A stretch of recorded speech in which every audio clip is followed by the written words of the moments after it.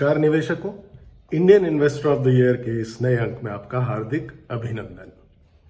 आज एक लंबे अंतराल के बाद आपसे पुनः बात कर रहा हूं। जब हमने पिछली बार बात की थी तब से दुनिया भर के बाजारों में तेजी का माहौल जारी है। The bubble is getting bigger, अर्थात बुलबुला और बड़ा होता जा रहा है।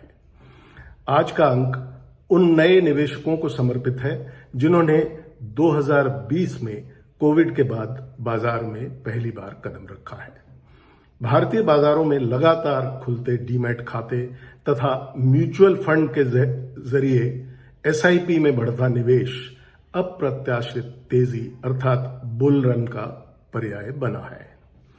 इन नए निवेशकों के कॉन्फिडेंस ने विदेशी निवेशकों के नेगेटिव सेंटिमेंट को बहुत पीछे छोड़ दिया है, परंतु अब खतरे के स्पष्ट संकेत दिखने लगे हैं, क्योंकि छोटे निवेशकों का ये कॉन्फिडेंस अब एक तरह से एरोगेंस में बदलने लगा है।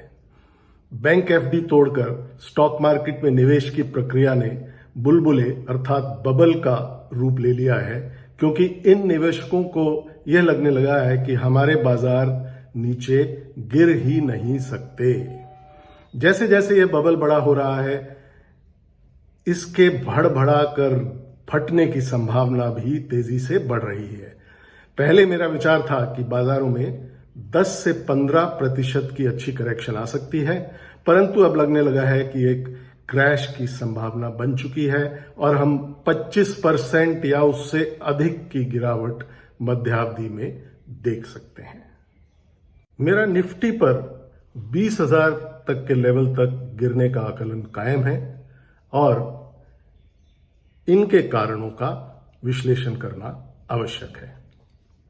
कारण नंबर 1, हम जितना भी आश्वस्त हों, परंतु ये नकार नहीं सकते कि हम यूएस मार्केट्स को फॉलो करते हैं। यूएस मार्केट्स के लगातार कॉन्फिडेंस का कारण रहा है वहां के सेंट्रल बैंक फेडरल रिजर्व की नीतियां। पिछले लगभग 1 वर्ष से फेड चेयरमैन पावेल द्वारा ब्याज दर की कटौती पर दिए गए संकेत तथा लिक्विडिटी को बनाए रखने की पॉलिसी के कारण यूएस के बाजार ऊपर का रुख कायम रखे हुए हैं। यहां भेड़िया आया वाली कहावत चरितार्थ होती दिख रही है। तमाम अटकलों के बावजूद पावेल साहब ने ब्याज दरें घटाने की प्रक्रिया अब तक आरंभ नहीं की है, जिसके आगामी 18 सितंबर को होने की फिर तीव्र संभावना दिखाई दे रही है। और ऐसा लगता है कि इस तारीख को या उससे 1 सप्ताह के भीतर यूएस मार्केट्स अपना एक नया टॉप लेवल बनाने में सक्षम होंगे। लेकिन गिरावट का दौर कब आरंभ होगा, तो उसका जवाब हमें मिलेगा यूएस या राष्ट्रपति चुनाव जो कि 3 नवंबर को होने वाले हैं। तब तक सरकार की प्राथमिकता रहेगी कि इकोनॉमी को बेहतर दिखाने के लिए लिक्विडिटी बनाई रखी जाए, परंतु उसके बाद कभी भी बाजारों में तेज गिरावट का दौर आरंभ हो सकता है। कारण नंबर 2, विश्व में बढ़ता तनाव तथा सत्ता परिवर्तन का दौर जारी है। विश्व की टॉप 10 में शुमार 2 बड़ी इकोनॉमीज यूके तथा फ्रांस में हमने इस वर्ष सत्ता परिवर्तन देखा है। यूएसए तथा चाइना 2 सबसे बड़ी इकोनॉमीज में भी हालात परिवर्तन की ओर इशारा कर रहे हैं। यूएसए में तो राष्ट्रपति चुनाव होने वाले हैं, तो उधर चाइना में वहां के मुखिया शी जिनपिंग भी अपने देश में सुलगते विद्रोह का सामना कर रहे हैं। हमारे देश के कुछ इकोनॉमिस्ट ऐसा दावा करते हैं कि भारत को इससे फायदा होगा, क्योंकि हमारी इकोनॉमिक ग्रोथ इन देशों से बहुत बेहतर है। परंतु ऐसा कदापि हो नहीं सकता। यदि जर्मनी के बाद यूएसए और चाइना रिसेशन की चपेट में आते हैं, तो भारत भी इससे अछूता नहीं रह सकता। आप ये ना भूलें कि हमारे देश में भी 4 स्टेट्स के इलेक्शन इस वर्ष के अंत तक संपन्न होने हैं, जिसमें हरियाणा तथा महाराष्ट्र शामिल है। यदि सत्ता पक्ष को सफलता नहीं मिलती तो केंद्र सरकार के लिए नई चुनौतियां खड़ी हो सकती हैं।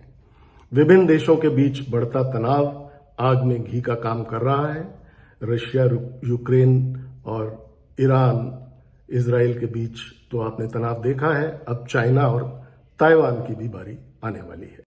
कारण नंबर 3, इतिहास गवाह है कि जब जब ये बुलबुला बड़ा हुआ है, अर्थात बबल इंक्रीज हुआ है, तब तब किसी बड़े स्टॉक मार्केट घोटाले का भी जन्म हुआ है। इस बार भी ऐसा ही कुछ माहौल बन रहा है। स्टॉक मार्केट रेगुलेटर सेबी की मुखिया पर लगे सवालिया निशान इस बात की पुष्टि कर रहे हैं कि स्टॉक मार्केट में सब कुछ ठीक नहीं है।